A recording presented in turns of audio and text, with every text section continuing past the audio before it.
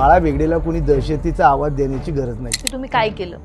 3000 acre जमीन परत मावळ आणि खेड तालुक्यातल्या शेतकऱ्यांना परत मिळवून देण्याचं काम केलं. ही दहशत नेमकी काय आहे इथं? मी आजही आमच्या मावळ तालुक्याच्या जनतेला विश्वासाने सांगतो की राज्याचे मुख्यमंत्री आणि गृहमंत्री आदरणीय देवेंद्रजी फडणवीस साहेब त्यांच्याकडे यापूर्वी देखील सर्व गोष्टीची माहिती फाईलच्या माध्यमातून प्राप्त झालेली आहे. त्यांचं मावळवर विशेष लक्ष आहे. या तालुक्यामध्ये अहंकार जास्त आलेला आहे. अहंकारी लोकांच्या विरोधात या मावळच्या मातीने अनेकांना काढलेले आहे. मावळमध्ये भारतीय जनता पक्ष निष्ठा आणि स्वाभिमानाची लढाई लढत आहे.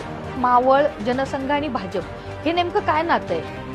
खऱ्या अर्थाने मावळ तालुक्याने महाराष्ट्राच्या आणि देशाच्या राजकारणामध्ये खूप मोठं योगदान दिलेलं आहे. 7 तारखेला नेमकं काय होणार आहे? अजितदादांच्या पक्षाला त्या ठिकाणच्या जनतेने नाकारलेलं आहे. येणाऱ्या निवडणुकीत मावळ पंचायत समिती व भारतीय जनता पक्ष शिवसेना युतीचा झेंडा फडकेल तर हु इज बाळा बेगडे? तर त्यांना मावळची जनता त्या ठिकाणी उत्तर देईल.